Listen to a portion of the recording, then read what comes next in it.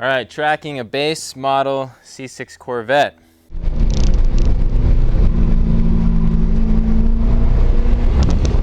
So the first thing you do is you read the service manual and they tell you what to do for driving on the racetrack. So for racing or other competitive driving, the first thing that you do is add an entire extra quart over the full line on the dipstick. So you add a whole quart in there, and the reason for that is oil starvation. What do we know about oil starvation? If you starve this motor of oil, you're gonna blow that shit up. Brakes. I want to talk about brakes for a second because brakes are the most commonly upgraded thing, and that's, important. People like to be able to stop before they slam into a tree or a wall. Very important to be able to stop. So this is a sport package C6 Corvette. It comes with larger rotors. You can see how big these brakes are, and these brakes are great. I didn't even change the fluid when I took it to the track the first time, and they held up fine. They will hold up to about an intermediate pace at the track, running about a 209 at Buttonwillow. As I pushed the car harder and asked for more time out of these brakes, I faded the pads and then I boiled the fluid. So I upgraded to a race pad, put a .4 fluid in there. These are also DBA rotors. I have no idea if they're good or not. I'll find out. Tires. A lot of guys jump to fancy tires, racing tires, right off the bat. I do not recommend doing that. I recommend learning the balance of the car on street tires because they behave quite a bit differently than racing tires at the limit.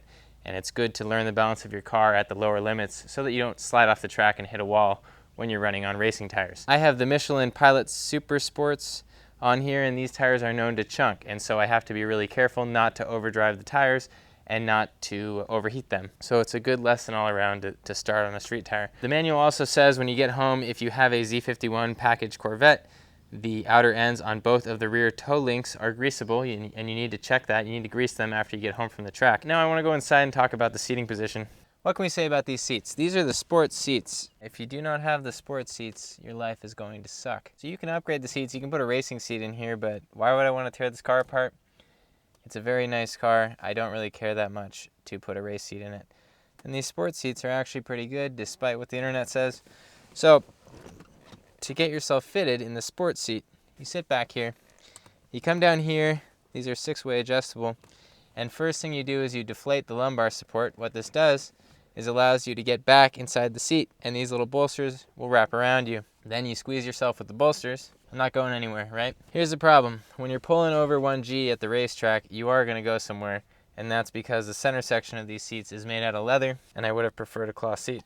So what we do is we clip in the seatbelt, and then we pull it all the way out.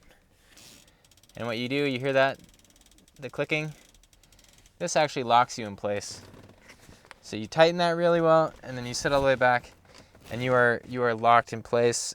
You won't go anywhere during the track day. Moving on from there, the heel toe shifting is very easy. The pedal placement is excellent in the Corvette. This is a sports car after all. The steering wheel is right next to the shifter, so you don't spend a lot of time away from the wheel when you're shifting. The steering wheel is large for a sports car, so what I like to do on the track is tilt it up a little bit, and that's so I can have my reference hand on the wheel at all times in case I lose control. It's a nice steering wheel. It works. That's it for the interior. So let's turn this on and move the steering wheel. So with these gauges, I want to show you what you can click through and display on the track, and that's actually pretty helpful. If we come over here and press the gauges button, I'll come over here, gauges right here. We have oil pressure, oil temperature, coolant temperature.